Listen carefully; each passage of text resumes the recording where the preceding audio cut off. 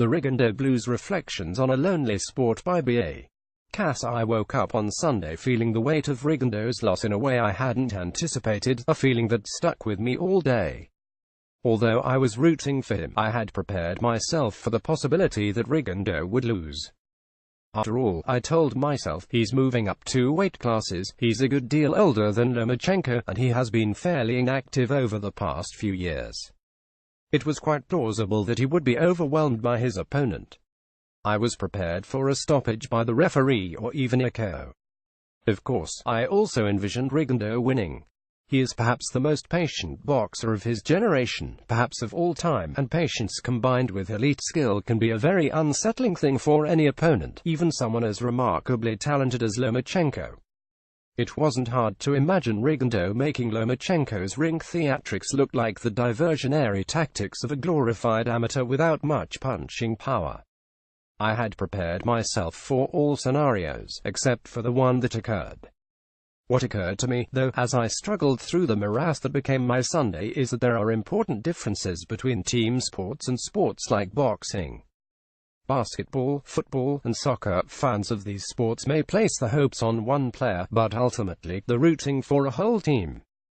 But with boxing, or for that matter, with sports like tennis and golf, fans are not rooting for a group of people to win. It is stating the obvious to say that in boxing, fans are rooting for one person, but the point can't be emphasized enough. Fans of most sports come together in large stadiums or in crowded bars to watch the respective competitive events. Boxing fans are no exception. 90,000 fans were at Wembley Stadium to see Anthony Joshua defeat Vladimir Klitschko. 12,000 fans attended Madison Square Garden to see Saddam Ali score an unexpected victory over Miguel Cotto, and 5,000 people attended the theater at MSG this weekend to see the dull, uneventful fight between Lomachenko and Rigondeaux. Yet even though boxing fans pack stadiums and event halls, boxing remains an intensely individual sport.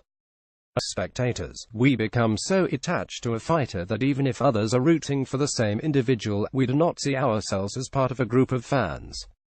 We are individuals rooting individually for a single man or woman to win. And if that person loses, we must face the defeat in a very lonely way. There's also a distinction that needs to be drawn between sports like golf and tennis and the sport of boxing. Golf and tennis are invented games. The former involves people swinging metal clubs at a little ball that they're trying to put into a hole in the earth.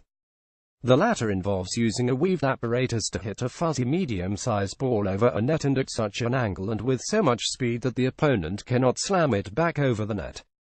Boxing is not so much an invented game as it is brutality harnessed.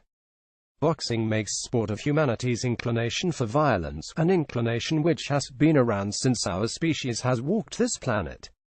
That is why many people understandably find the sport too horrific to watch. At Wimbledon this past year, the Croatian tennis player Marin Cilic was brought to tears by a blister. I'm sure he was in pain. But the fact that he had to call a timeout so that he could cry into his shirt underscored for me how little pain most athletes are used to putting up with. More than any other sport, boxing tests one's ability to endure insurmountable pain. Football players sustain long-term injuries, but even football cannot compete with the intensity and brutality that is required of fighters who battle each other at close range. It is one thing to get tackled, it's another thing to exchange blows and get rocked with punches for 12 rounds, or for any number of rounds for that matter. It is for this reason that we do not use the word game when referring to a boxing match. We call them fights. There's too much at stake to consider boxing a form of play. Boxing touches on something far more basic and integral to human experience than any other sport. We watch boxing to see fighters, particularly in loss, survive. Orlando Salido, who incidentally is the only man to have beat Lomachenko in a professional bout, retired this weekend after being dominated by Miguel Roman for the better part of 9 rounds. Salido lost, but we saw in him the will to continue. If the referee hadn't stopped the fight, he would have no doubt kept going, kept fighting. Yes, he lost, but he also survived, and with our respect for him intact. Cotto lost too, but he fought to the end with an injured bicep. With Rigondeaux it was different. He just gave up, apparently because of a hand injury. It might seem the smart move for a man to give up when injured, but in the sport of boxing, giving up in such a manner approaches nihilism. After all, boxing is a sport not simply replete with injury, but a sport that practically requires injury. Certainly, Rigondeaux had fought while injured before, and if he hadn't, as remarkable as that may seem to us, he must have known he would one day get injured during a fight. Why did Rigondeaux choose not to get off his stool after the 6th round in the biggest fight of his life? He's been through so much in his life, surely this was not his toughest moment. After a failed attempt to defect from communist Cuba, Rigondeaux finally made it to the US, where he had a promising, potentially lucrative professional boxing career to look forward to. That didn't quite materialize.